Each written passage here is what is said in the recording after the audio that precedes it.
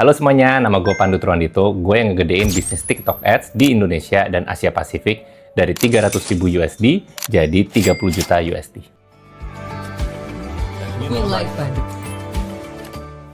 Dan di video kali ini, gue akan share caranya dapetin customer yang tepat untuk bisnis travel luxury pakai Facebook Ads dan TikTok Ads. Step yang pertama, lu mesti tahu customer journey-nya dari bisnis travel. Mereka itu sebenarnya untuk bertransaksi sama bisnis lu, mereka ngelewatin step apa aja. Yang kedua, lu mesti tahu juga ideal customer profile lu dan lu mesti kualifikasinya di mana. Dan yang ketiga, kalau lu udah tahu prosesnya, gimana cara lu bisa optimalin. Jadi buat bisnis travel, sebenarnya mirip banget sama service bisnis yang lainnya. Lu pasti dapat customer dari ads, masuk ngisi form, bisa instant form maupun web form. Pas mereka udah masuk form, mereka masuk ke sebuah daftar, habis itu lu mesti punya yang namanya sales process. Jadi mereka ini habis didaftar, mereka bakalan lu apain nih selanjutnya, jangan didiemin. Nextnya ada beberapa step besar yang lu harus lakukan. Ada 4 fase. Fase pertama, lu mesti engage dulu sama mereka. Do whatever it takes supaya mereka ngobrol. Jangan jualan ya, ngobrol dulu aja sama lu dan tim lu, supaya lo bisa dapat informasi lebih. Tujuannya buat itu doang. Fase yang kedua itu untuk lo mulai proses yang namanya kualifikasi. Nah, kualifikasi ini harus terjadi di semua step, tapi yang paling penting adalah marketing qualification. Di step ini sebenarnya lu cari dia ini fit nggak sih sama ideal customer profile lu atau tidak, dan dia ini beneran ada kebutuhannya atau enggak. Kalau misalkan enggak, berarti tim marketing lu nih yang masih dikasih feedback kalau lu kayaknya dapat orang yang kurang tepat deh, karena dia nggak ada pain point, nggak ada kebutuhan. Jadi kenapa dia masuk ke form ini gitu kan, dan bisa brainstorm sama mereka baiknya gimana supaya kedepannya lebih baik kualitasnya. Lalu itu step yang ketiga, handshake antara tim marketing dan tim sales. Dari tim marketing kan sekarang lu udah dapat nih leads yang berkualitas dari iklan lo, dan setelah dari situ lo mau kasih ke tim sales, tapi mesti ada handshake. Mereka mesti tahu juga nih si tim salesnya kualitas dari leads yang lo akan kasih ke mereka ini seperti apa, dan kenapa dibilang bagus, kenapa dibilang kurang, atau kalau misalkan pakai scoring tertentu, kenapa dia dapat skor 70, kenapa 85, atau kenapa 30. Dan kemudian nanti berdasarkan agreement sama tim sales, leads ini akan masuk ke fase yang terakhir, yaitu fase untuk jualannya, masuk ke sales pipeline lo. Nah, di sales pipeline itu ada rangkaian proses lagi yang mesti dikerjain sama tim sales lo supaya mereka baru masuk,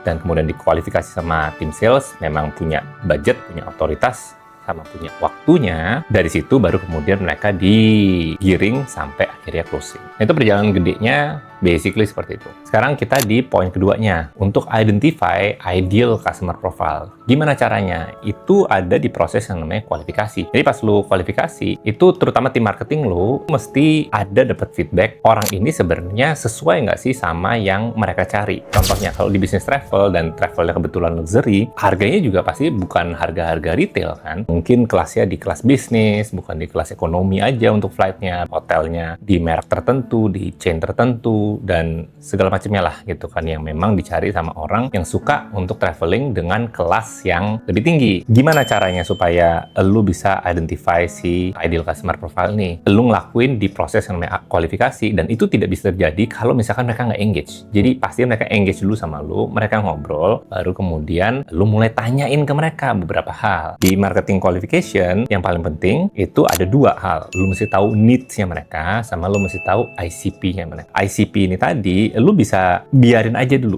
volumenya masuk, leads-nya masuk dulu, baru kemudian lu ngobrol aja sama mereka, dan jangan pernah reveal harganya sebelum lu ngobrol lebih jauh sama mereka untuk dapat semua konteks yang diperlukan. Bayangin aja, kalau misalkan lu ketemu sama ideal customer profile lu, gue jamin 100% mereka pun juga nggak langsung tiba-tiba bilang ke lu, yes, gue mau beli 5 buat sekeluarga gue. Kemungkinan besar nggak seperti itu. Kemungkinan besar mereka ada berbagai macam pertanyaan yang bisa lu kumpulin jadi daftar untuk lu mengqualify prospek lu yang selanjutnya. Dari daftar pertanyaan itu, sekarang lu pakai buat qualify prospek lu yang selanjutnya. Dan lu udah bisa tanyain ke mereka, mau berkunjungnya nanti sama siapa aja. Misalnya contoh, kalau misalkan bawa anak, nanti bakalan pakai stroller, nyewa apa. Terus habis itu, mau nginep di hotelan nanti, mau yang presidential suite atau yang mana misalnya. Contohnya gitu ya, karena ini kita ngomong yang luxury. Dari pertanyaan itu aja ya, tanpa lu reveal harga, itu langsung udah tahu, ini orang ideal customer profile apa enggak ya. Kalau misalkan mereka mereka ngobrol kayak gitu-gitu aja tuh, udah nggak bisa jawab, atau misalkan mereka nggak kebayang, atau mereka ngomongnya, enggak mas, saya nyarinya twin room aja kok gitu. Itu udah langsung ketahuan, tanpa lu pernah reveal harga sama sekali. Dari itu tadi, yang lu cari sebenarnya bukan sales. Itu belakangan. Yang lo cari sekarang adalah konteksnya dan kelengkapan informasi yang kemudian dari volume leads yang masuk, lo bisa bawa konteks ini tadi, lo rubah menjadi pertanyaan yang lo taruh ke depan, makin ke dekat form. Tugasnya supaya apa? Supaya lo bisa cari nih dari pertanyaan ini tadi, yang jadi intisarinya, atau yang istilahnya itu lowest common denominator-nya. Itu apa sih? Pertanyaan apa sih? Yang kalau misalkan di job 1 ini aja, itu gue langsung tahu. Dia ini kelasnya di mana sebenarnya. Dan kalau misalkan ini aja tidak tepat, gue nggak akan biarin dia untuk lolos. Dia tidak masuk ke ICP gue dan nggak perlu ngomong sama tim sales gue. Stop di situ aja dan kita akan ngomong ke mereka something else. Either mereka kita reroute ke paket kita yang lebih lower tier, atau kalau misalkan kita nggak ada paketnya karena ini memang travel premium, jadi mungkin ke destination yang memang lebih cocok sama perkiraan budgetnya dia. Dan contohnya tim dia itu punya klien sekolah. Uang masuknya itu 250 juta. Baru uang masuknya aja. Sekolahnya punya standar lapangan tenis, lapangan bola, tapi ada lapangan padel juga. Oke, jadi ya harganya segitu juga. Anak-anak artis, anak-anak ex pejabat itu, ataupun pejabat sekarang itu juga pada masuk ke sana. Mereka ketemu tuh lowest common denominator-nya apa yang mereka pakai. Sekarang sekolahnya di mana? Dari satu pertanyaan itu aja dia langsung tahu ini orang kira-kira sanggup bayar berapa. Biasanya murid-murid yang sudah ada di sekolah itu memang berasalnya dari sekolah-sekolah yang sejenis. Mereka jadi tahu ini kemungkinan besar ICP atau tidak. Dan kalau misalkan yes masuk ICP, baru mereka tembusin ke next phase-nya. Dan kalau misalkan enggak,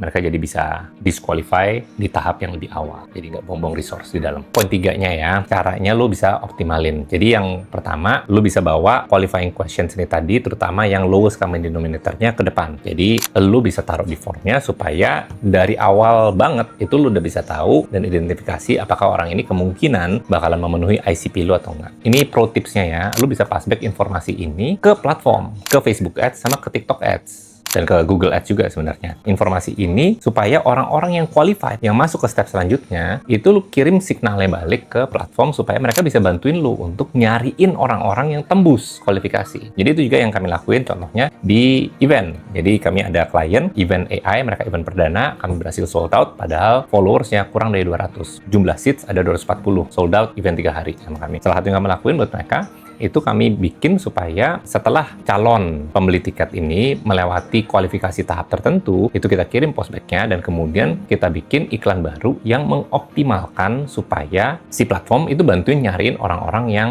lebih qualified ini. Harga CPM-nya, harga CPC-nya biasanya akan lebih mahal, tapi konversinya akan jauh lebih tinggi. Jadi kita nggak buang-buang resource operasional maupun juga budget beriklan. Jadi intinya, buat lo yang punya bisnis dengan price range yang cenderung premium, jutaan, bahkan puluhan juta, ataupun ratusan juta, jangan takut. Karena sebenarnya bisa. Orang-orang kayak mereka ini, itu ada di platform sosial media, mereka juga orang-orang yang pakai Google, mereka juga pakai TikTok, tapi lo mesti tahu cara untuk ngejaring mereka. Dan cara terbaiknya adalah untuk lo ngeliatin prosesnya lagi, dan lo cari tahu sebenarnya orang-orang yang cocok seperti mereka-mereka ini, itu biasanya berperilaku seperti apa, mereka ngomongnya kayak apa, jadi lu bisa bawa konteks tersebut semakin ke depan, jadi lu bisa menghemat biaya iklan supaya mereka nggak wasting resource lu yang ada di dalam.